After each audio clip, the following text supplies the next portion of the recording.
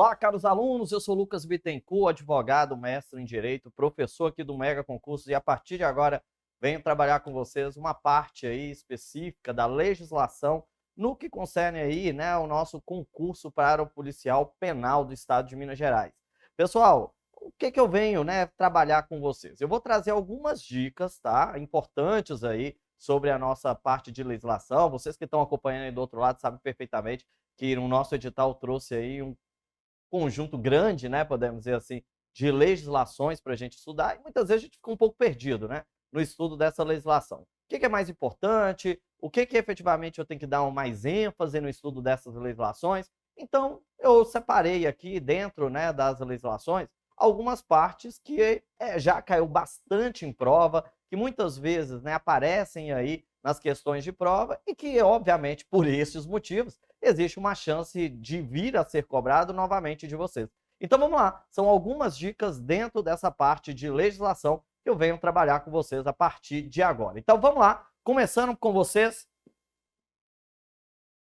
falando da Lei de Abuso de Autoridade, a Lei 13.869 de 2019. Vamos lembrar que a Lei de Abuso de Autoridade, né, é de 2019, mas a gente tinha uma Lei de Abuso de Autoridade que era do período militar, né? Era uma lei que era muito criticada por vários doutrinadores, por vários operadores de direito, né, do direito, porque diziam que as normas, as regras, né, dessa lei antiga eram regras muito gerais, muito amplas, muito abstratas, né? E a lei penal ela tem que ser uma lei fechada, né? A descrição das condutas na lei penal tem que ser fechada, não pode ser ampla. Então a gente tinha certas condutas na antiga lei de abuso de autoridade que falava, olha, abuso de autoridade, qualquer atentado, ou seja, qualquer atentado era algo muito amplo. Então a gente teve aí o surgimento da nossa nova lei de abuso de autoridade, claro que embalados, né? Claro que embalados aí com toda a questão que diz respeito à Lava Jato, né? A Lava Jato, então também fomos embalados com a Lava Jato. Então houve aí em 2019, né, a publicação da nossa nova lei de abuso de autoridade. E é claro, pessoal, na lei de abuso de autoridade, a pergunta clássica: quem é considerado como autoridade? Olha, é muito comum, essa pergunta sempre cai nas provas quando a gente fala sobre abuso de autoridade. Por quê? Porque de cara, de imediato, o que você vai pensar como autoridade? Ah, é autoridade, um policial, né, o policial penal, um juiz, um promotor, beleza. Mas a gente tem que lembrar que sempre dentro dessas regras existem aí algumas exceções, então é justamente nisso que a gente vai, né, destacar a partir de agora. Então vamos lá, olha só, lei de abuso de autoridade, aí eu trago para vocês o conceito, né, de abuso de autoridade. Então o artigo 1º da lei 13.869 de 2019 diz: essa lei define os crimes de abuso de autoridade cometidos por, aí aqui a gente pega uma palavrinha-chave, cometidos por agente público, servidor ou não, ok? Servidor ou não, que no exercício de suas funções ou a pretexto de exercê-la, e aqui é outro ponto importante, ó, no exercício das funções ou a pretexto de exercê-la, abuse do poder que tenha sido atribuído. Ou seja, é quando o sujeito, dentro das suas atribuições, extrapola as atribuições que possui, por exemplo, naquele cargo, naquela função pública. E aí vocês já veem aqui no artigo 1º pontos importantíssimos para a gente entender sobre abuso de autoridade. Está falando aqui quem é o sujeito ativo, né, do abuso de autoridade. Fala que é agente público, ok? Está falando que é o agente público. E esse agente público, ele está abusando do poder no exercício das funções ou a pretexto de exercê-la. Significa dizer que dentro da lei de abuso de autoridade, a gente vai ter, o agente público vai poder cometer abuso de autoridade no exercício da função, ou seja, quando ele está lá trabalhando, exercendo as suas atribuições, as suas funções, ou a pretexto de exercê-la. Sabe o que é a pretexto de exercê-la? Você que está acompanhando do outro lado? É a famosa carteirada, né? A famosa carteirada que a gente tanto tem, que a gente tanto ouve falar aqui no nosso país, né? Então, às vezes, o sujeito não está lá exercendo sua função, nada disso, mas está lá em outro lugar, usando da sua função para conseguir algo, né? Então é a famosa carteirada. Então isso é também punido, tá? Na nossa nova lei de licitação. Agora, o que nos interessa, de fato, é saber quem é, né, que comete abuso de autoridade. E aí vem a resposta: agente público. Mas quem é agente público? Essa que é a questão. Ou seja, quem comete abuso de autoridade, a resposta que você tem que dar é o agente público. Mas quem é o agente público? Então vem comigo. Então tá aí, mas quem é o sujeito ativo? Ou seja, Sujeito ativo é aquele que realmente comete o crime, né? Aquele que está praticando aquele determinado crime. Então, quem é o sujeito ativo do crime de abuso de autoridade? E aí, obviamente, que a gente analisando quem é o sujeito ativo do crime de abuso de autoridade, está aí, ó. O sujeito ativo, né, de uma infração penal é basicamente aquele que está cometendo o crime, praticando a conduta descrita ou tipificada na lei penal incriminadora. No caso do abuso de autoridade, o sujeito ativo é uma autoridade. E aí eu chamo a atenção. Contudo, o termo autoridade fica um tanto quanto abstrato, tá? O que exige que a lei melhor defina quem seja tais autoridades. E aí, volto no artigo 1º, tá aí, ó, essa lei define os crimes de abuso de autoridade cometidos por agente público, servidor ou não, que no exercício das funções ou a pretexto de exercê-la abuse do poder que lhe tenha sido atribuído. Logo, estamos falando, né, de crime próprio. Por que é um crime próprio? Os crimes previstos na Lei 13.869 de 2019 são próprios, ou seja, só podem ser praticados por agentes públicos, né? Essa é a regra, nos termos do artigo 2º. E aí, vamos ver também o artigo 2º que vai ajudar a gente entender melhor quem é esse agente público, porque até agora, a única coisa que a gente sabe aqui, não é? Você que está aí acompanhando do outro lado, é que quem é o sujeito ativo do crime de abuso de autoridade é agente público. Mas e aí, professor? Mas quem é esse agente público? Então vamos lá, no artigo 2º. Então o artigo 2º fala, ó, é sujeito ativo do abuso de autoridade qualquer agente público, servidor ou não, da administração direta, indireta, fundacional, de qualquer dos poderes da União, dos estados, Distrito Federal, dos municípios do território, compreendendo, mas não se limitando a servidores públicos e militares ou pessoas a eles equiparadas, membros do Poder Legislativo, membros do Poder Executivo, membros do Poder Judiciário, membros do Ministério Público, membros dos tribunais ou conselhos aí de contas, tá certo? Membros dos tribunais ou conselhos de contas. Então, pessoal, olha só, para artigo 2º, parágrafo único, né? Reputa-se agente público, para efeitos desta lei, todo aquele que exerce, ainda que transitoriamente, ou sem remuneração, por eleição, nomeação, designação, contratação ou qualquer outra forma de investidura ou vínculo, mandato, cargo, emprego ou função em órgão ou entidade abrangidos pelo caput desse artigo. Pronto, pessoal. Chegamos onde nós queríamos. Chegamos na nossa resposta. Por quê? Porque nós começamos a aula falando quem é o sujeito ativo do crime de abuso de autoridade e aí a resposta veio. É sujeito ativo do crime de abuso de autoridade o agente público. Não foi isso que a gente viu? É sujeito ativo do crime de abuso de autoridade o agente público. Mas aí a gente traz outra pergunta. Quem é esse agente público? Tá bom, professor, agente público, mas eu sei lá quem é agente público. E aí o artigo 2º, parágrafo único, vai trazer pra gente quem é esse agente público. E aí está dizendo que o agente público, pessoal, é qualquer pessoa, resumo, vamos resumir, professor, agente público é qualquer pessoa que tenha ali um vínculo com o Estado, que tenha um vínculo com a administração pública, que esteja exercendo uma função pública. Então pode ser o servidor investido num cargo público? Pode. Pode ser um empregado público que esteja ocupando um emprego público? Pode. Pode ser um contratado temporário que esteja ali, né, exercendo algumas funções temporariamente na administração pública? Pode. Pode ser, por exemplo, até mesmo aquilo que o direito administrativo costuma dizer, particulares em colaboração com a administração pública. Pessoal, quem é particular em colaboração com a administração pública? Você já deve ter ouvido falar, mesário, jurado, né? O mesário, o jurado, ele é ali um servidor? Não, ele é chamado para exercer uma função, né, para colaborar com o Estado em determinados momentos, e enquanto na função de mesário, enquanto que na função de jurado, eles também poderão cometer ali um abuso de autoridade, né? Então, ou seja, todo aquele que está ali na administração pública por eleição, por nomeação, por designação, por contratação ou qualquer outra forma de investidura ou vínculo exercendo uma função pública. Qualquer pessoa que esteja. Então vamos lá. Você tem lá um órgão público e você tem um segurança que é contratado temporário ou terceirizado, contratado temporário, terceirizado, prestando serviço de segurança naquele órgão público. Esse segurança pode cometer abuso de autoridade? Claro que pode. Pessoa, mas ele não é um servidor de carreira. Mas quem disse que tem que ser servidor de carreira? Tá aí. O artigo 2º, parágrafo único aqui da nossa lei de abuso de autoridade, está dizendo.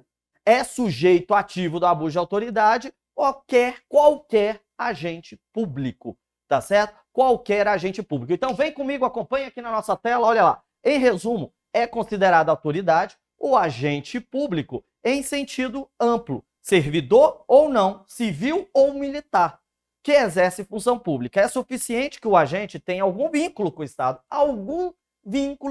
o Estado, mesmo que não tenha estabilidade, mesmo que seja algo transitório, e não ou que até mesmo nem perceba nada, remuneração pela função desenvolvida, como foi o caso do mesário, do jurado, que eu dei exemplo aí para vocês.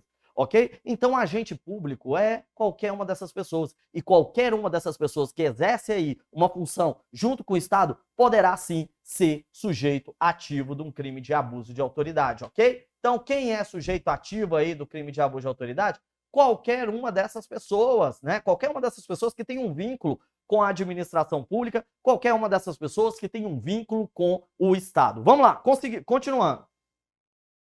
Temos, por fim, então, um rol aqui, né? Exemplo, só para a gente exemplificar esse nosso estudo, né? Só para que a gente possa deixar mais claro e poder exemplificar esse nosso estudo. Então, vem comigo, olha só, temos um rol aqui de agentes públicos, né?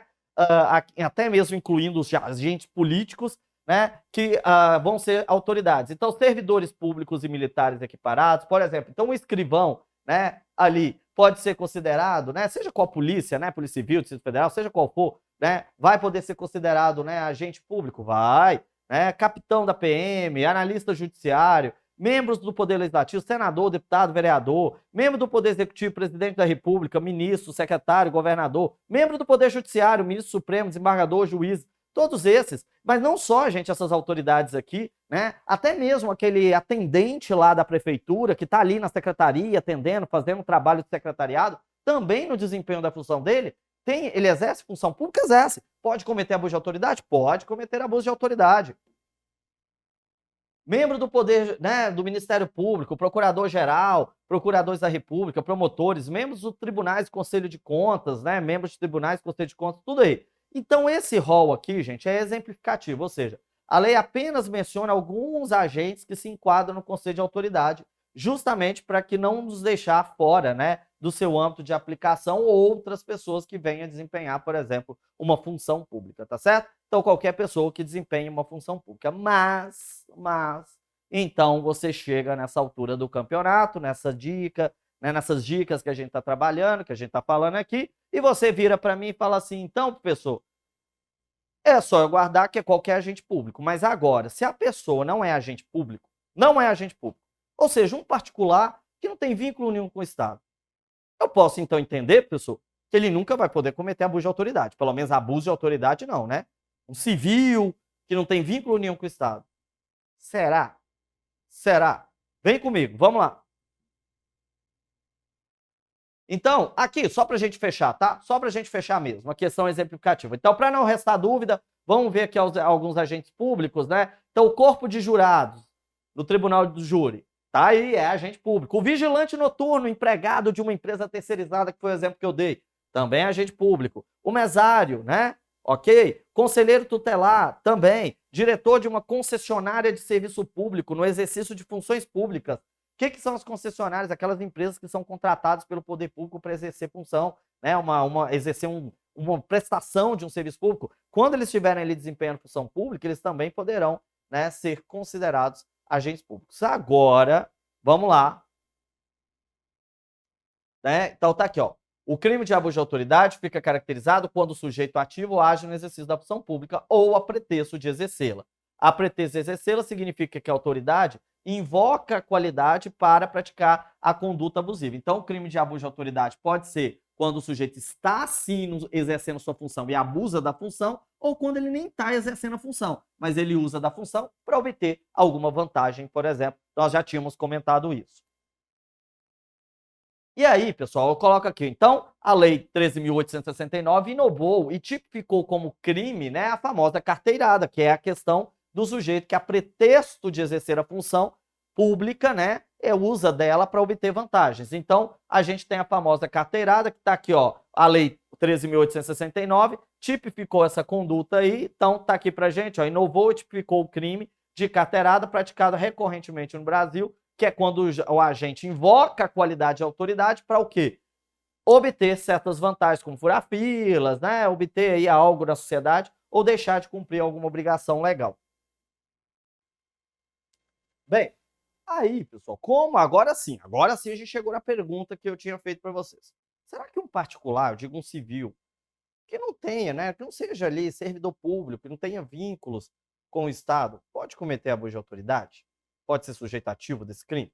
Vamos ver, olha só. Por exigir, então, uma condição especial sujeitativa, o abuso de autoridade é crime impróprio, conforme a gente viu. É quem tem que estar na condição de autoridade. Aí a gente viu, quem é autoridade? Agente público. Quem é autoridade? Agente público. Beleza, quem é autoridade? Agente público. Né? E a gente viu quem é agente público. Aí vem a pergunta. Logo, o particular que não exerce função pública não poderá cometer crime de abuso de autoridade? É essa a pergunta que a gente coloca. E aí, pessoal, é lógico que para responder essa questão, a gente não vai se socorrer só da nossa lei de abuso de autoridade. A gente teria que ir lá no Código Penal, analisar algumas questões, né, que se relacionam a elementares do crime e tudo mais, mas eu vou tentar resumir isso aqui para vocês. A questão é a seguinte, olha só, sozinho, aí a resposta é, depende da situação, a famosa resposta de advogado, né, pessoal? Depende da situação. Sozinho, o particular que não exerce função pública não pode, a princípio, cometer abuso de autoridade, pois estamos diante de um crime que é próprio, tem que ter condição de autoridade. Acontece que, junto com alguma autoridade, o particular pode cometer o crime de abuso de autoridade, desde que ele saiba que o autor é de fato uma autoridade. Desde que ele saiba que o autor de fato é uma autoridade. Então, estamos lá, né, por exemplo, no estádio, e aí você vê lá um sujeito que é um policial, né? E aí você sabe que ele é policial e ele está tentando pressionar lá os funcionários daquele estádio para permitir que ele tenha acesso a uma área especial, uma área VIP lá, né, do estádio. Aí você junta com esse policial e começa a fazer pressão nos funcionários, começa, né, a pressionar, começa... Olha, tô dizendo você, civil, tá cometendo abuso de autoridade? Se você sabia que aquele policial que estava lá pressionando os funcionários e tudo mais para obter aquela vantagem era delegado e você atuou junto com ele, você comete sim. Por quê? Porque na lei penal, o pessoal fala lá que quando existe, né, concurso ali de pessoas e tudo mais, em regra, né, os elementos que compõem o crime não vão se comunicar, salvo se as elementares, né, do crime for fundamentais, né, forem essenciais para a configuração do mesmo, né, para a configuração do mesmo, o que é o caso aqui da abuso de autoridade. Então, o fato da pessoa ser autoridade e o sujeito conhecer dessa condição de autoridade é uma elementar do crime. Então, por ser uma elementar do crime, isso se comunica. A condição do agente, né, que é autoridade, se comunica com o particular. E aí, o particular, ele vai também responder, né? Ele vai responder ali também por abuso de autoridade em concurso de pessoas. Então, ou seja, pode um particular, né, que não tem ali a priori, a princípio, um vínculo com o Estado responder por abuso de autoridade? Pode, desde que ele cometa junto com um agente público sabendo dessa qualidade, beleza? Desde que ele cometa esse crime com um agente mesmo público sabendo dessa qualidade, tá bom?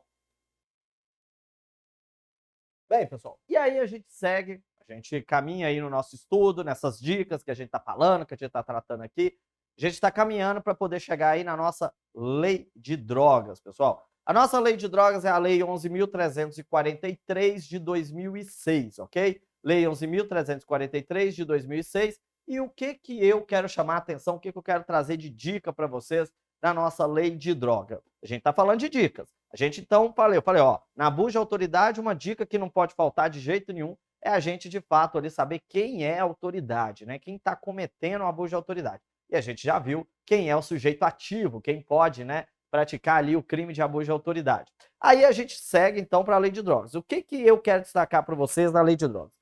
Olha, o que sempre cai em prova, né, sobre lei de drogas é o artigo 28, que fala sobre a questão lá do usuário, o famoso crime do usuário, né? E a gente também tem ali o crime que fala o artigo 33, que é do tráfico, né?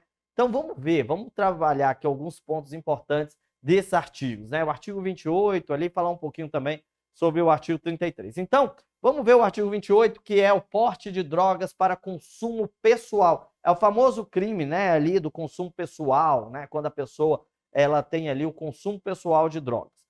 Artigo 28. Quem adquirir guardar, olha os verbos, pessoal, adquirir, guardar, tiver em depósito, transportar ou trouxer consigo para consumo, olha aqui, ó, para consumo pessoal, droga sem autorização ou de acordo com determinação legal ou regulamentar, será submetido às seguintes penas, né?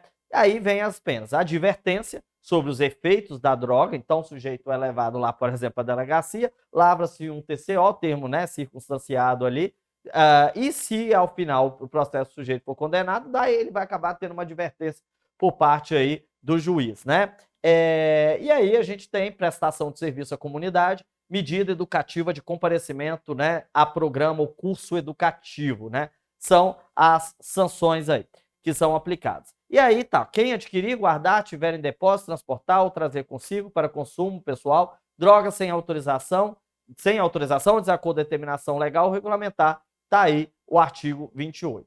Então, pessoal, algumas observações aqui importantes, né, que eu queria mostrar para vocês. Primeiro ponto, não sei se vocês estão vendo, né, ou não precisava nem de eu voltar, mas aqui, olha só, não fala do verbo consumir. Né? Não está falando quem consome, né? Quem está consumindo ou quem está usando. Está falando que a pessoa está adquirindo, guardando, tendo em depósito, transportando para consumo. Para consumo é diferente de eu dizer quem está consumindo.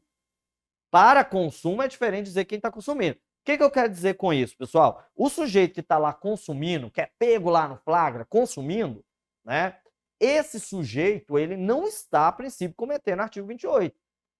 Ele é, obviamente, um usuário independente, ok? Ele pode, né, ser direcionado aí a programas, né? Ok, beleza. Mas ele não está no artigo 28. Ele não vai ser, né? Ele não vai ser enquadrado aí no artigo 28. Porque o artigo 28, olha os verbos do artigo 28. Não está falando consumir, não está falando usar. Está falando quem? Guarda. Quem tem depósito, quem transporta para consumo pessoal. Para consumo pessoal, beleza? Então já fica essa observação. Aí a outra questão é, para consumo pessoal. Tá bom, pessoal, mas como que eu sei que aquilo que o sujeito está guardando, aquilo que ele está transportando, vai ser mesmo para consumo pessoal? Como que eu vou saber que aquilo que ele está transportando, que aquilo que ele está guardando, vai ser efetivamente para consumo pessoal? Né? Vai ser utilizado efetivamente para consumo pessoal. E aí, pessoal, né, eu tenho que destacar o seguinte, olha só, então, mas como será definido se a droga destina ao consumo pessoal? Aí fala, o juiz vai atender, vai analisar o quê? Conforme o parágrafo 2º desse artigo 28. O juiz vai ver a natureza, né, a natureza lá, do que foi apreendido, a quantidade, o local da apreensão, as condições, bem como a conduta e os antecedentes do agente. É muito comum, né, as pessoas falar só da quantidade, né? Sempre pergunto na sala de aula, como que a gente vai saber se é para consumo pessoal ou não? Aí as pessoas falam assim, vai olhar a quantidade, vai olhar a quantidade. Dependendo da quantidade, vai saber se é para consumo pessoal ou não. Não, gente, ok, olhar a quantidade nos ajuda a saber se é consumo pessoal ou não, mas o artigo 28, parágrafo 2º, fala que o juiz vai analisar, além da quantidade, vai ter que analisar a natureza da droga apreendida, a quantidade que a gente está discutindo, o local, as condições e a conduta e os antecedentes do agente. Ok? A conduta e os antecedentes do agente. Então, tudo isso tem que ser levado em consideração. Tudo bem, gente, que isso aqui dá uma polêmica, né? O local, por quê? Porque se for numa favela, é isso, se for num bairro nobre, não vamos entrar nessa polêmica aqui, não. O que você tem que saber para a sua prova é legislação. Então, a pergunta é, como que você sabe? Como é que a gente vai saber que é o artigo 28? Né? Como é que vai saber que é para consumo pessoal? A resposta está aí, artigo 28, parágrafo 2º. Vamos saber que é para consumo pessoal a partir da análise, né, dos antecedentes, a partir da análise aí que diz respeito ao local, à quantidade, à natureza, às condições, à conduta, beleza? É isso que vai dizer para a gente se é consumo pessoal ou não. E aí, gente, é o seguinte, a gente viu que as penas que vão ser fixadas vão ser quais? Né? Quais penas desse sujeito que está incorrendo aí no artigo 28? Ele vai ter advertência sobre os efeitos da droga, prestação de serviço de comunidade, medida educativa de comparecimento a programa ou curso educativo. Beleza. Perceba aqui que a gente não está falando que o sujeito vai ter alguma pena privativa de liberdade. Não estamos falando de detenção, nem estamos falando de reclusão. Guardou aí? Então, esse crime aqui do porte de droga para consumo pessoal, a gente não fala de detenção, não fala de reclusão. Se chegar lá na sua prova, tiver lá falando de detenção, reclusão, não. Agora, o fato da gente não ter a reclusão ou detenção, eu posso dizer que houve o que a gente chama de abolício criminis. Eu posso dizer que deixou de ser crime essa conduta do sujeito que porta a droga, né, que está ali portando a droga para consumo pessoal? Houve a abolício criminis, deixou de ser considerado como crime? Eu posso dizer isso? Será que eu posso dizer? Bem, vamos ver, olha só. Eu vou voltar aqui, tá? Eu vou, na verdade, fazer novamente essa pergunta e vamos responder. Olha aqui.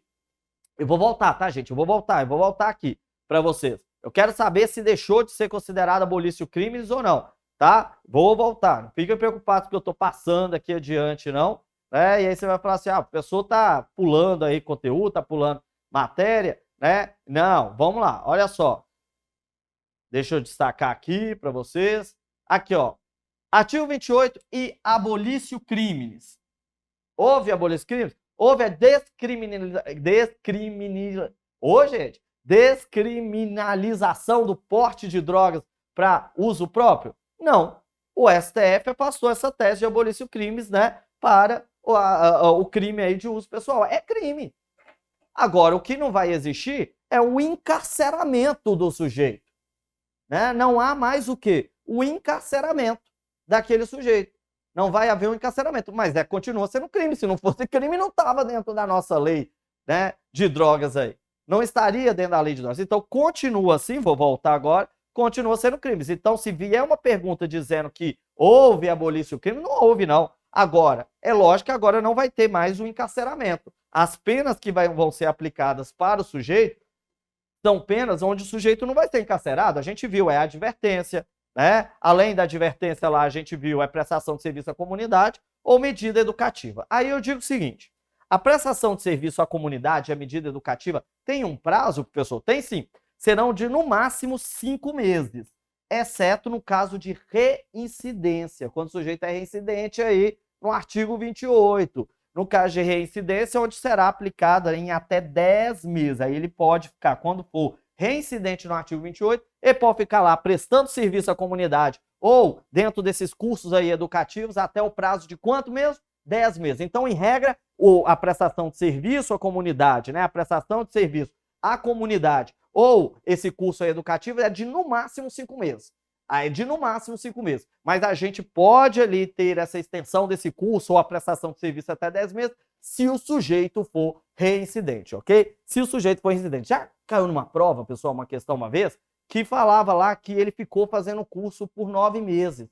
Quando fala que ele ficou fazendo esse curso 9 meses, você já sabe que ele é reincidente no artigo 28. Não é verdade? Você já sabe que ele é reincidente no artigo 28. Vamos lá. Aí, gente, o que acontece é o seguinte. Acontece que essas medidas educativas, né, porque na verdade não vai ser pena, são medidas educativas que é aplicado ao sujeito aqui, ó, esses 1, esses 2, esses 3. Então, essas medidas educativas do nosso artigo 28, para quê? Eu estou voltando aqui, mas eu quero passar adiante. Vamos lá, vamos passar aqui adiante.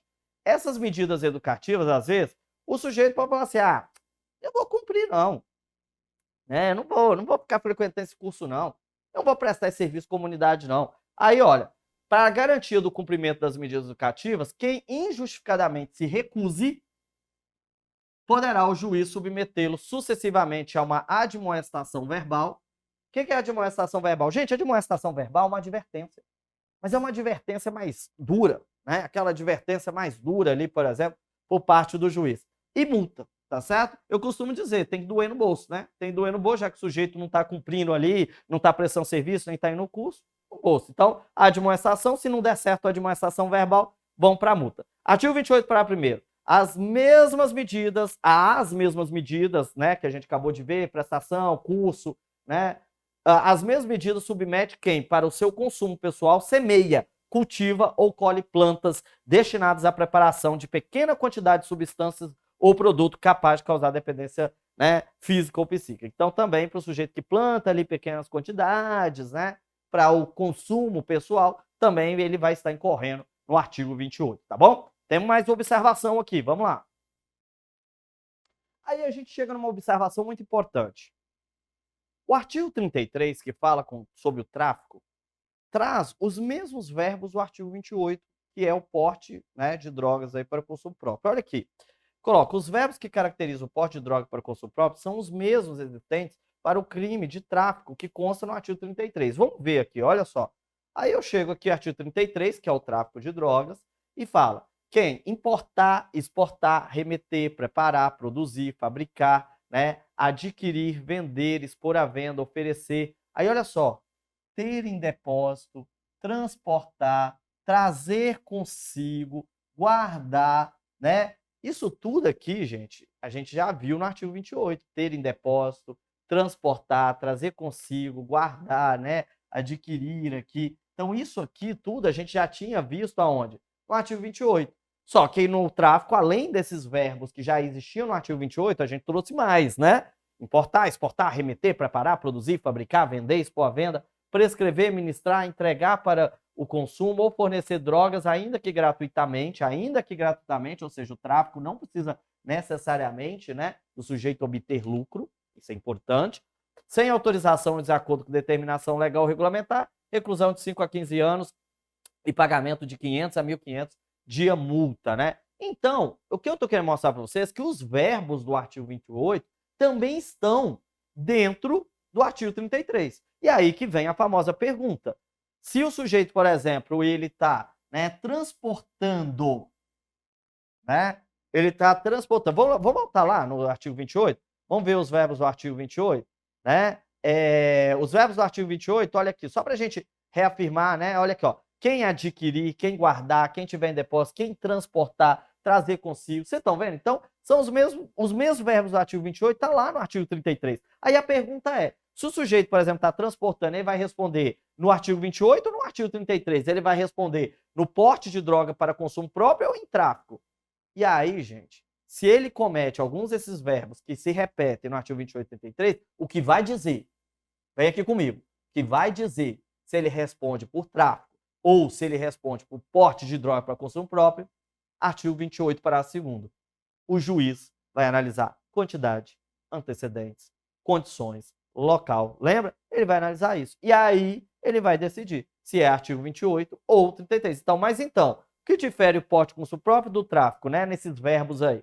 Então, olha só, note-se que o artigo 28, né, não utiliza o verbo. Enfim, mas aqui já é outra observação que eu quero destacar. Então, a resposta é essa. Né? Na verdade, o que difere o artigo 28 por 33 são vários verbos. Porque, óbvio, que no artigo 28 não fala de importar, não fala de exportar, não fala de vender, de expor à venda. Claro, se o sujeito é pego vendendo, é tráfico, cara, não tem discussão. Agora, o problema é se for ele estiver transportando, se ele estiver tendo em depósito, porque aí é um verbo que consta tanto no 28 quanto no 33. E o que vai dizer se o sujeito vai responder como usuário ou traficante vai ser o artigo 28, parágrafo 2º, que a gente viu, que fala lá que o juiz vai analisar, né, os antecedentes, o local, a quantidade, a natureza, que a gente viu e a gente comentou. Então, artigo 28, parágrafo 2º, importantíssimo para definir se o sujeito responde no 28 ou 33, se ele acabar incorrendo em um desses verbos que consta, né, tanto no artigo 28 quanto no artigo 33. Para a gente fechar essa parte, olha só, nota então aquilo que eu disse, que a gente não tem o verbo usar, consumir, né, no artigo 28, ok, tá aqui os verbos. O que impossibilita, né, por exemplo, a pessoa responder no artigo 28 se ele está usando, né, pelo uso ou consumo. A taxa, porque a gente tem um princípio da taxatividade, né? Então, ou seja, ou são esses verbos ou não é o crime. Ou o sujeito está cometendo esses verbos que estão previstos aqui no crime ou não é crime, tá certo? Ou é ou não é. A gente fala, ó, devido à taxatividade, né? A taxatividade é uma das facetas do princípio da legalidade, que fala que não há crime sem lei anterior que o defina. Então, se aquele verbo não está no crime, não é crime, né? Não é considerado como crime. Então, perceba que não há, né, o verbo usar. Logo, a norma não incrimina quem usa a droga, mas sim a detenção para o uso futuro capaz de gerar a circulação da droga na sociedade. Dessa maneira, caso o agente porte a droga apenas pelo tempo estritamente necessário para o consumo, será ato atípico, né? Aí, ok? Então, a intenção do legislador ao prever o crime do porte de drogas para o consumo pessoal foi dificultar a circulação, a difusão da droga, pois os usuários, ao comprarem a droga, fomentam o tráfico. A lei não combate o vício, né? Mas sim o risco à saúde pública que é criado ao se adquirir, guardar, ter em depósito, levar consigo ou transportar o consumo, né? Transportar para consumo pessoal. Então, o que quer punir, o que se quer punir com o artigo 28, não é exatamente o usuário que é dependente. O que quer se punir é a circulação da droga. O que quer se punir é isso, né? O sujeito deter para poder consumir. Então, para ele poder deter e consumir, ele vai acabar circulando, né? Então, a ideia é tentar evitar esse tipo de comportamento, que foi o que se tentou no artigo 28. Então, quem está usando, quem está consumindo naquele momento, ele é usuário, né? Ele pode ser direcionado a programas aí, mas ele não vai estar incorrendo no artigo 28, ok? Fica aí essa ressalva. Então, o relatório do projeto de lei aprovado, né, lá quando a gente estava discutindo, né, a lei 11.343, publicado na Câmara, né, dos Deputados em 3 de fevereiro de 2004, diz o seguinte: ressalvamos que não estamos de forma alguma descriminalizando a conduta do usuário.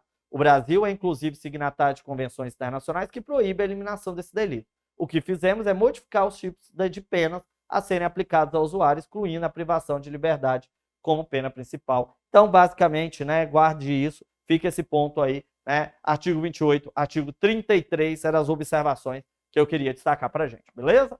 Vamos lá, continuando aí o estudo. Então, se teve abolício crimes, a gente já sabe que não houve. Existe possibilidade de prisão em flagrante se o sujeito está lá no artigo 28? Possivelmente não, né, professor? Porque as penas que foram fixadas, nenhuma gera encarceramento. Então, se as próprias penas não permitem encarceramento, vai poder ter prisão em flagrante? Então, não, olha só. O procedimento, né, o procedimento relativo aos processos por crimes definidos, né, nesse título, rege pelo dispositivo nesse capítulo, aplicando subsidiariamente o Código de Processo Penal e a Lei de Execução Penal. Parágrafo 2º. Tratando-se da conduta do artigo 28, não se portará prisão em flagrante, devendo o autor do fato ser imediatamente encaminhado ao juiz competente, que no caso vai ser lá do juizado especial, ou na falta deste assumir o compromisso de comparecer, lavrando o termo circunstanciado e providenciando as requisições dos exames e perícias necessárias. Então não é possível prisão em flagrante aí do usuário, tranquilo? Bem, pessoal, e aí seguindo esse nosso estudo, eu trago a terceira e última dica nossa aqui, pelo menos nesse primeiro encontro nosso. Se a gente tiver mais alguma, eu vou trazer mais dicas aí para vocês nessa parte de legislação. Acerca da LEP, Lei de Execução Penal, cai muito, né, pessoal, no concurso do policial penal, demais. Então, vou falar aqui, vou trazer uma dica de algo que não cai, né? A gente costuma dizer que chove nas provas aí de concurso. Tá aí, ó, Lei 7.210 de 1984. Eu vou falar um pouquinho para vocês aí sobre as sanções disciplinares que são aplicadas ao preso. Vamos lembrar que aquele sujeito que está lá dentro do estabelecimento penal, ele tem que cumprir toda uma disciplina, ele tem que seguir toda uma disciplina. E caso ele não cumpra com essa disciplina, sanções poderão ser aplicadas a ele, né? Sanções são aplicadas. E que sanções são essas, pessoal? Que sanções são essas? Bem, você vai ter que dividir as sanções de duas formas, né? Você vai ter que falar que tem sanções que são aplicadas pelo diretor e tem uma sanção que é o juiz da execução. Sanção que é aplicada pelo diretor, sanção que é aplicada pelo juiz da execução. Quais são aplicados pelo diretor do estabelecimento? Advertência verbal. Cuidado, a banca vai colocar advertência escrita. Não, advertência é verbal. O que é escrito, o que é uma advertência escrita, a gente chama de repreensão, beleza? O que é escrito aí, o que seria uma advertência escrita, é a repreensão. Suspensão ou restrição de direitos, por exemplo, tira lá direito a visitas, né? Visita íntima, por exemplo. Suspensão ou restrição de direitos, que não pode exceder a 30 dias, beleza? Que não pode exceder a 30 dias. Isolamento na própria cela, que também não pode exceder 30 dias. Isso aqui aplica-se o diretor. Agora, vamos lá.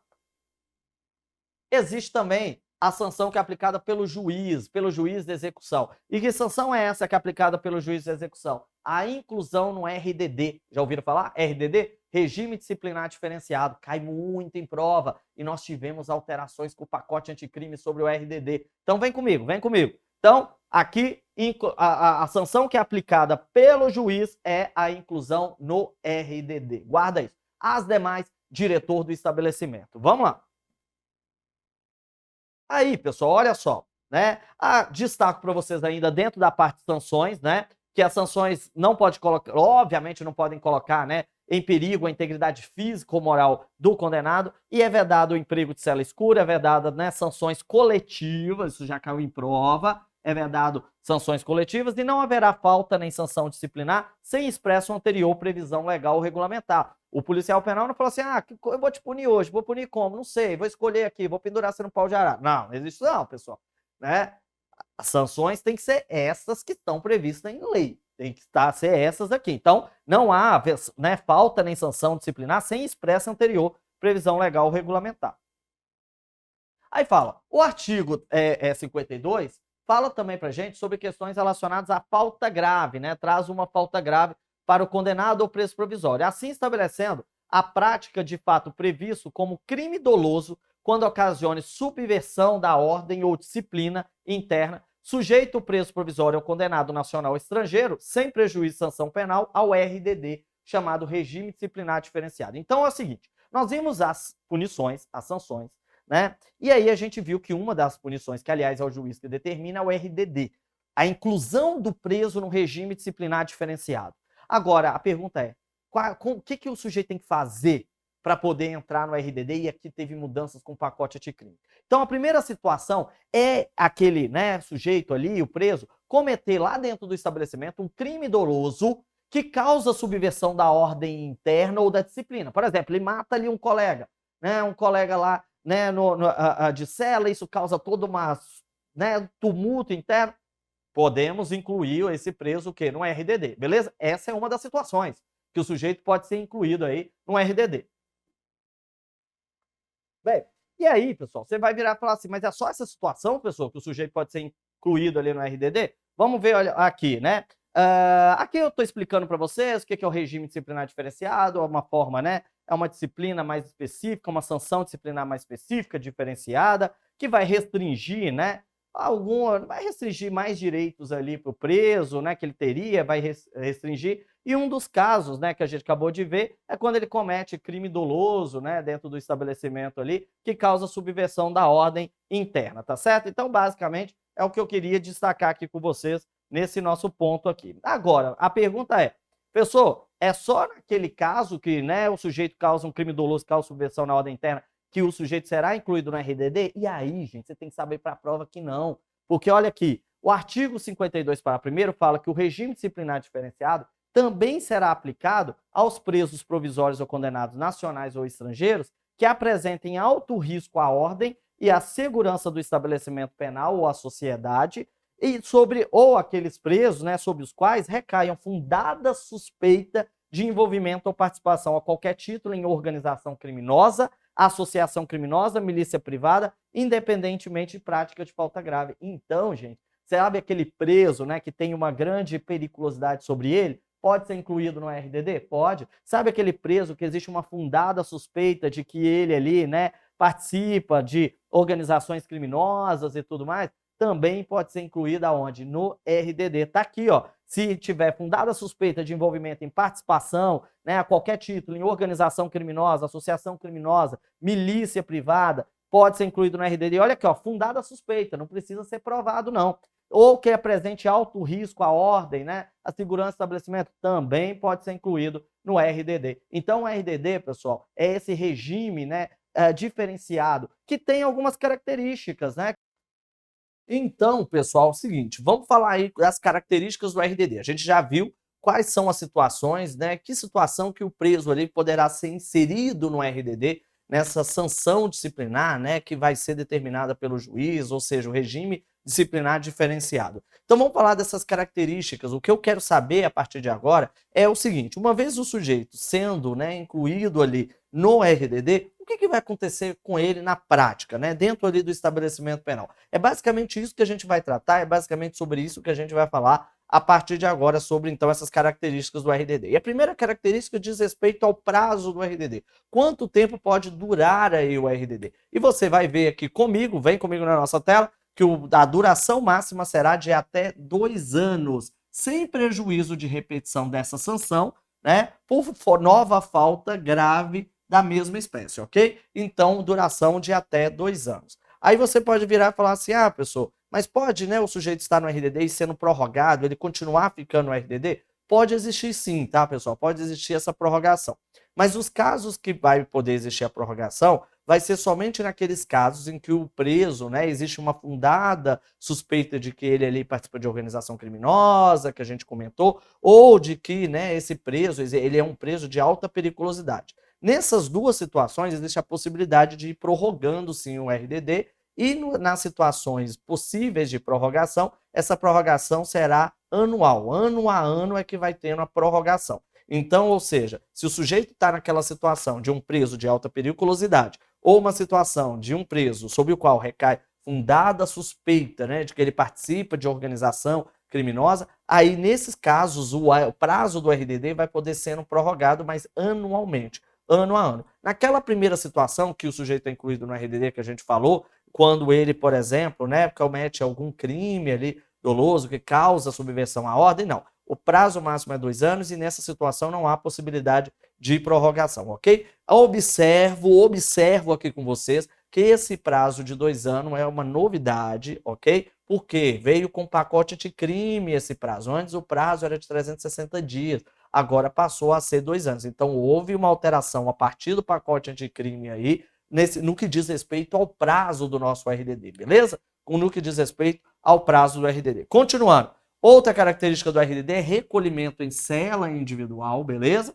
Recolhimento em cela individual, outra característica do RDD. Além disso, as visitas passam a ser o quê? Quinzenais, de 2 pessoas por vez, a serem realizadas em instalações equipadas para impedir o contato físico e a passagem de objetos por pessoa da família ou, no caso de um terceiro, autorizado judicialmente, com duração de 2 horas, tá certo? Com duração aí de 2 horas. Então, cuidado, muitas vezes a pessoa imagina que pelo fato do preso estar incluído no RDD, ele não tem direito à visita. Ele vai ter, mas as visitas vão ser mais restritas, vão ser quinzenais, vão ser no máximo aí o quê? 2 pessoas por vez, né? Sendo que também o ambiente onde vai ser realizada a visita ele é diferente, é um ambiente que não permite o contato físico, que não permite a passagem de objeto.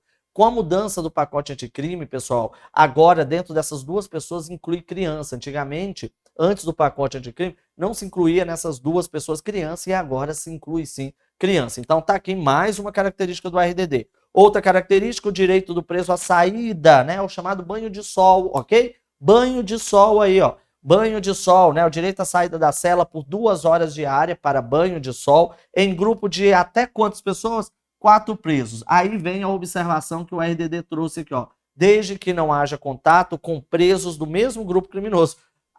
Principalmente naquele caso, né, gente? Principalmente no caso onde existe uma suspeita que o sujeito participa ali de organização, associação criminosa. Então ele tem direito a banho de sol, né, por 2 horas diárias, até 4 pessoas, né, em grupo de até 4 pessoas, desde que não tenha, né, nesse grupo ali, contato de pessoas que fariam parte, por exemplo, do mesmo grupo criminoso. Vamos lá que tem mais características aqui do RDD que eu quero destacar para vocês. Vem comigo. Entrevista sempre monitorada, tá? Sempre, toda conversa ali monitorada, exceto aquelas com o defensor. Isso aqui, pessoal, diz respeito ao sigilo profissional, né, do advogado. Então, as entrevistas, conversas do preso ali que está no RDD vai ser sempre monitorada, sempre gravada, exceto com o defensor. Em instalações equipadas também para evitar o contato físico e passagem de objeto, salvo expressa autorização judicial em contrário. A gente até pode quebrar essa regra, mas com autorização judicial apenas. Fiscalização do conteúdo de correspondência, né? Existe uma discussão muito grande nos estabelecimentos penais se pode ou não violar, né, o sigilo de correspondência, que é uma garantia constitucional. No caso do RDD, essa discussão já nem existe mais, porque já está prevista em lei aí a possibilidade de fiscalização do conteúdo da correspondência. E participação em audiências judiciais, preferencialmente por videoconferência. Ok, mas tem que ser garantida a participação do defensor, né, ou do advogado, no mesmo ambiente do preso, ok? No mesmo ambiente do preso. Então, ou seja, em regra, aquela pessoa que está incluída no RDD vai participar de audiências judiciais preferencialmente através de videoconferência, sendo garantido ali ao seu defensor, sendo garantido ao advogado a possibilidade, né, ali dele também participar dessa audiência por videoconferência, mas no mesmo ambiente do preso. Então tá aí, pessoal, as características do regime disciplinar diferenciado, RDD, que é um ponto que cai muito em prova, né? Que cai demais aí em prova para policial penal, beleza? Para quem aí está fazendo concurso na área de policial penal, então a RDD, né? Tá aí dentro da lei de execução penal, pessoal. Lei de execução penal. Então a gente tem que estudar bastante. Então era essa dica que eu queria trazer, que eu queria falar aqui com vocês acerca aí da execução penal. Na verdade, né, a terceira dica que eu estou trazendo, que eu estou listando aqui para vocês, eu falei que eu queria trazer pelo menos aqui 3 dicas, mas eu vou um pouquinho além. Eu vou um pouco além aqui no nosso estudo, eu vou trazer mais uma dica ainda nessa aula de hoje. Vamos falar de uma outra lei? Vamos passar por uma outra lei? Aí sim a gente concluir e fechar esse nosso estudo? Eu acho que vocês querem, né? Eu acho que vocês querem mais uma dica. Então vamos falar um pouquinho aqui da lei de tortura, ok? Da lei de tortura. Então vem comigo.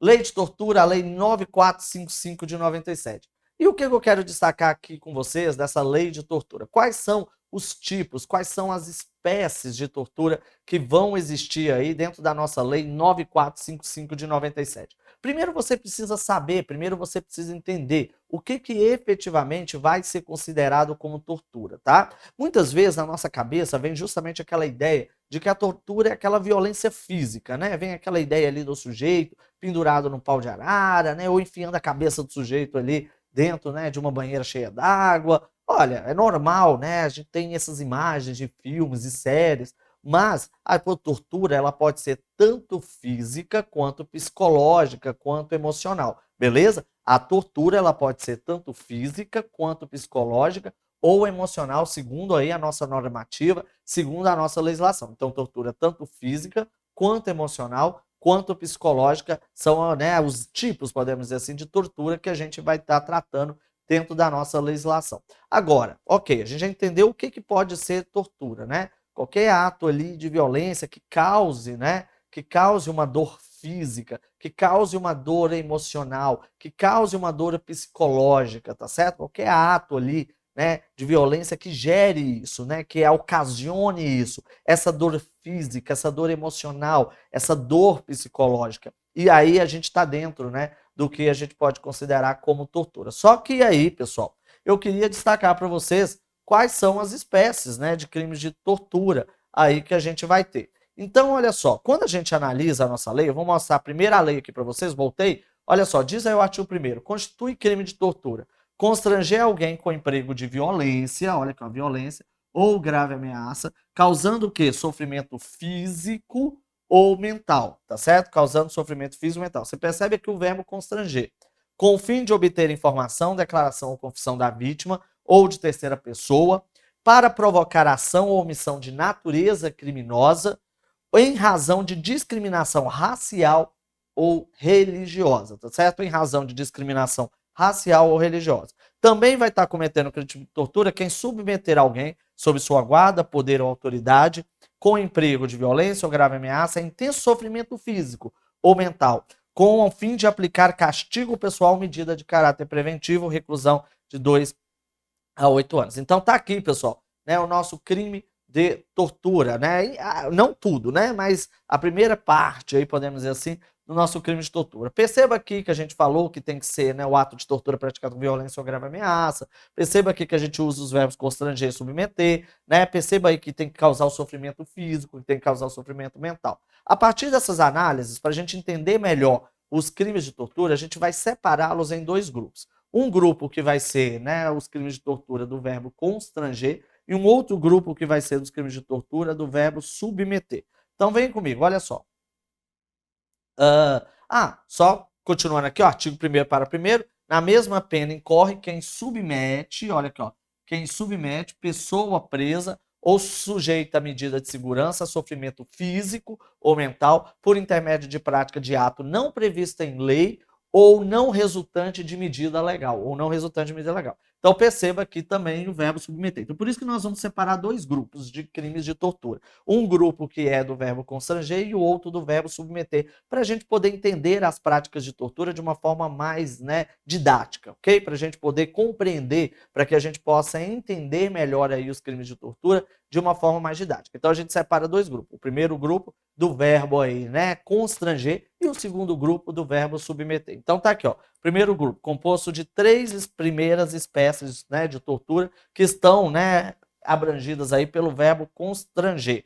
E aí o segundo grupo, né, que são duas espécies de tortura que se encontram, né, submetidas ao verbo submeter, beleza? Então, constranger e submeter. Vamos analisar o primeiro grupo. Então, no primeiro grupo do verbo constranger, nós vamos ter três espécies de tortura, tá certo? Três espécies de tortura. Quais são as três espécies de tortura desse primeiro grupo do verbo constranger? Tortura prova, tortura persecutória ou tortura confissão. Ou seja, é aquele ato de tortura onde aquele sujeito ativo que está causando, né, esse sofrimento físico, mental, outro, está buscando o quê? Uma prova, está buscando uma confissão, está buscando uma declaração de quem está sendo torturado. Então tá aqui, ó, a finalidade da primeira espécie do crime de tortura é obter o agente quer obter da vítima confissão, informação ou declaração. Depois nós temos uma segunda, né, o segundo tipo aí de crime de tortura do primeiro grupo, que é a tortura para a prática de crime ou chamada tortura-crime. Tortura para a prática de crime ou tortura-crime. Ou seja, a finalidade do agente que está provocando o ato de tortura, né, é justamente provocar uma ação ou omissão criminosa por parte da vítima. Tá? Fazer com que a vítima efetivamente pratique um crime. Então você está torturando lá, né? A vítima falando, olha, eu tô aqui com seu filho, vou arrancar os braços dele, vou arrancar os dedos, se você não for lá e praticar esse crime. Então, ou seja, a ideia é fazer com que efetivamente, né, a vítima pratique um determinado crime, realize um determinado crime. Então, por exemplo, torturar alguém obrigando essa pessoa a roubar um banco, né? Tá aí o que a gente está chamando, considerando como tortura-crime. E a tortura discriminatória ou a tortura racismo é a motivação do agente que consiste em preconceito de raça ou religião. Torturar alguém, por exemplo, né, um judeu por sua preferência religiosa. Então tá aqui as três primeiras espécies, tá, do crime de tortura. Então a gente tem a tortura prova, tortura crime e a tortura racismo ou discriminatória. Tortura prova, tortura crime ou tortura discriminatória. Perceba que em todas elas existe uma finalidade específica, né, o que a gente chama de dolo específico por parte do agente, do sujeito ativo. Existe um dolo específico, uma vontade específica do sujeito ativo, que é justamente o quê? Obter uma confissão, que é justamente, né, fazer com que a vítima cometa um crime, que é fazer, por exemplo, praticar atos de discriminação. Então tá aí o que a gente considera, né, o primeiro grupo no que diz respeito aos crimes de tortura. Continuando. E aí a gente tem o segundo grupo, né, que é do verbo submeter, e aí a gente tem a tortura castigo e a tortura carcerária. Vamos ver. Tortura castigo é aquela situação que diz lá, né, que é submeter alguém sob sua guarda, poder, autoridade, com emprego de violência ou grave ameaça, intenso sofrimento físico ou mental, com forma de aplicar castigo pessoal, medida de caráter preventivo. Ou seja, você tortura alguém para praticar ali, né, fazer com que aquela pessoa seja castigada, ok? A chamada tortura castigo. Então, tortura castigo, você está torturando alguém para que aquela pessoa seja castigada. Se você perceber bem, todas as espécies de tortura até o momento, existiu o que a gente chama de dolo específico. Você tortura alguém para que a pessoa confesse, você tortura alguém para que ela pratique o crime, você tortura alguém para praticar preconceito, racismo, você tortura alguém para poder, né, aplicar um castigo a alguém. Então, todas as que a gente viu até agora, a gente tem o que a gente chama de dolo específico, né? O dolo é a vontade livre e consciente de você praticar o ato. O dolo específico, né, é justamente a razão para a prática daquele ato, é o que justifica o seu dolo, né? Então, o dolo específico é aquilo que justifica, olha, eu estou praticando esse ato livre e consciente porque eu quero que o sujeito confesse, eu quero que ele pratique um crime, eu quero castigar o sujeito, né? Então, todos até agora tinham dolo específico. Agora, tem um detalhe.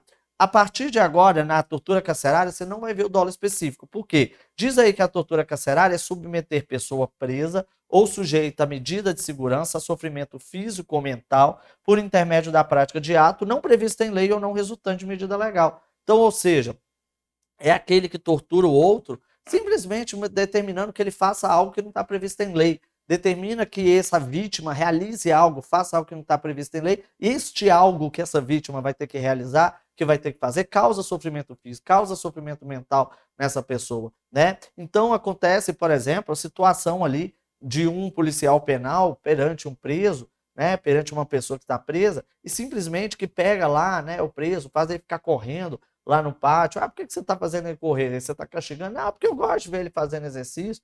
né? Eu gosto, ou seja, você tá ali torturando, né? Praticando atos de tortura, claro, né? Que eu falei correr, mas de forma excessiva, ou então, né? Praticando algo simplesmente por mera vontade, sem ter nenhuma, né? Nenhum dolo específico. Isso aí é o que a gente chama de tortura carcerária. Agora, perceba, a tortura carcerária, então, já tem essa observação para as demais práticas de tortura. É a única que não tem o quê? O dolo específico, que não tem um dolo específico diretamente relacionado ao crime de tortura. E a questão que eu chamo a atenção para essas duas espécies aqui, né, de crime de tortura, desse segundo grupo, é que em ambos os casos aqui, para praticar o ato de tortura, a gente vai considerar essas duas espécies como crime próprio. Porque as pessoas, para praticar o crime de tortura, elas precisam ter alguma característica, uma qualidade própria. Então, por exemplo, na tortura-castigo, as pessoas que praticam o ato de tortura têm que ter uma condição de guarda, de poder, né, de autoridade para com a vítima.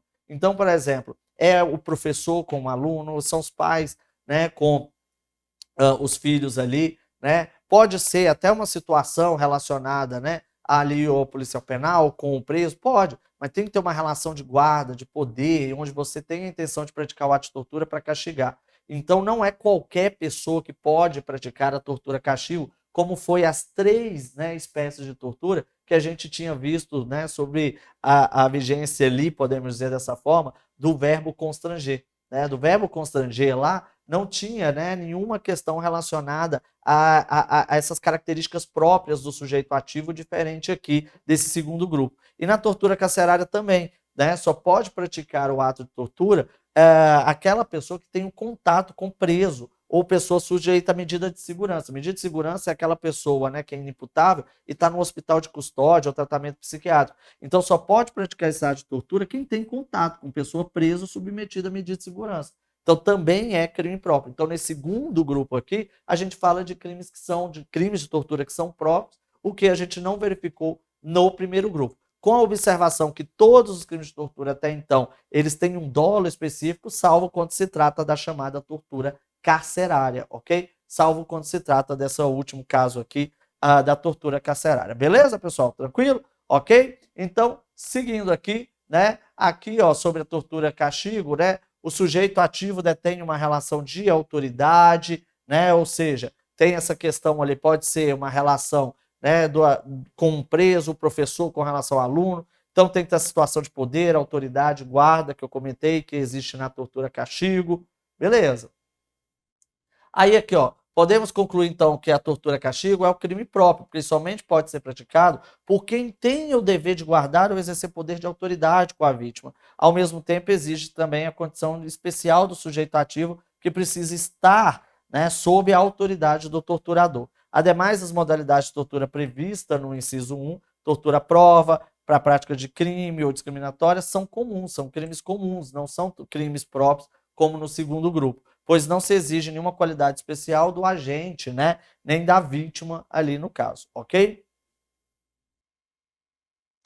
Então, só reforçando aqui, a tortura carcerária, né, que a gente já comentou, então tá aqui, ó, tem que ser a tortura, né, de preso ou pessoa sujeita a medida de segurança, conforme a gente viu. Então tá aqui o artigo 1º parágrafo 1º. Na mesma pena incorre quem submete pessoa presa ou sujeita a medida de segurança, sofrimento físico, mental, por intermédio ou prática de ato não previsto em lei ou não resultante de medida legal. Observação, na tortura carcerária não exige, né, que seja ali, que tenha a questão olha aqui, eu vou voltar aqui nas outras torturas para vocês verem, né? Não exige, por exemplo, vou só voltar para que eu possa mostrar aqui para vocês o que a tortura carcerária traz, que, né, as outras traz. Olha só, tem que ter violência ou grave ameaça. Tudo tem que ter o quê? Violência ou grave ameaça. Aí na hora que a gente chega na tortura carcerária, tá aqui, ó.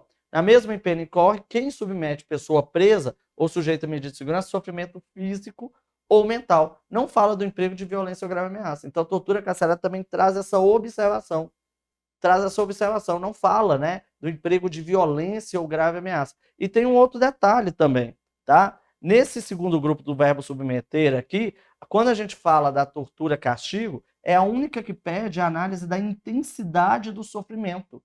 Então, olha só, na tortura castigo eu analiso a intensidade do sofrimento físico ou mental. E já na tortura carcerária, eu já nem exijo, né, que haja o quê? A violência, né, como a gente está vendo nos outros casos, a violência ou a grave ameaça, ok? Fica aqui essas observações, fica aqui essas ponderações importantes dentro dessas nossas dicas, dentro desse nosso estudo que a gente está fazendo aqui. E para a gente poder pegar e fechar, de fato, aí, então, o nosso estudo, como eu dizia, como eu destaquei, olha, a gente teve o quê? 5 condutas aí, né, relacionadas às espécies de tortura. A gente viu aí que a gente teve, né, a tortura confissão, a tortura crime, não é verdade? A tortura racismo, a tortura castigo, a tortura carcerária. Mas a gente tem uma sexta espécie. Perceba que nessas 5 primeiras há uma necessidade de um agir, né? De um agir ali por parte do sujeito ativo. Mas você vai perceber que nessa sexta espécie, o sujeito ativo ele vai cometer o crime, mas ele vai cometer o crime não por um atuar, mas por uma omissão. Vem comigo, vamos analisar, olha só. Então, o sexto crime de tortura é omissão na apuração da tortura. Então, justamente com esses 5, né, justamente com essas 5 espécies de tortura de lei, a gente passa a ter também um sexto crime. As 5 primeiras modalidades é a pena de reclusão de 2 a 8 anos, e com o sexto crime, que é a omissão na apuração da tortura, não se tem uma modalidade de tortura propriamente dita, mas um novo crime relacionado à tortura aí, onde a pena vai ser de 1 a 4 anos. Então, determina esse crime que quem tomando conhecimento da tortura nada faz para evitá-la. Então, é quando o sujeito, né, não evita o ato de tortura ou não apura, responde com as penas de detenção de 1 a 4 anos, ok? Detenção de 1 aí a 4 anos. Então, olha aqui, é o artigo 1º, parágrafo 2º. Aquele que se omite em face das condutas, ou seja, as condutas de tortura, quando tinha o dever de evitar ou apurar, incorre na pena de detenção de 1 a 4 anos. Observa aqui que está falando quem tinha um dever. Então, ou seja, né, se você é um policial, por exemplo, está passando na frente de um casebre, vê 2 sujeitos torturando um terceiro lá. Como policial, você tinha um dever de ir lá, pegar, né, e atuar. Então, você pode estar cometendo essa tortura, o quê? Omissão, porque você tinha um dever. Agora, se é um civil, uma outra pessoa, né, que não tem esse dever, por exemplo, funcional, não estaria cometendo, né, o crime de tortura, ok? Não estaria cometendo. Então, quem tinha... e quem tinha o dever de apurar? Por exemplo, o delegado, o diretor do estabelecimento, que ficou sabendo do ato de tortura e nada apurou. Pode responder o quê? Por essa tortura ou omissão, ok? Poderá responder também por essa tortura ou omissão. Então, tá aí, pessoal. Tá aí, né, quais são os crimes de tortura que a gente tem na nossa lei de tortura e que eu queria fechar com a gente esse nosso estudo, essas nossas dicas aí de legislação da Polícia Penal. Na verdade, fechar por hoje, né, nesse primeiro encontro, nesse primeiro bate-papo nosso aqui, onde eu separei essas dicas, né, acerca da legislação. Numa próxima oportunidade eu posso voltar e a gente pode continuar trazendo algumas dicas, mais dicas aí para vocês sobre legislação. Tentei trazer para vocês os principais pontos nesse bate-papo, nesse nosso encontro. Agradeço a atenção de vocês por estar aí do outro lado, nos acompanhando aqui pelo Mega Concurso. Muito obrigado e até uma próxima oportunidade.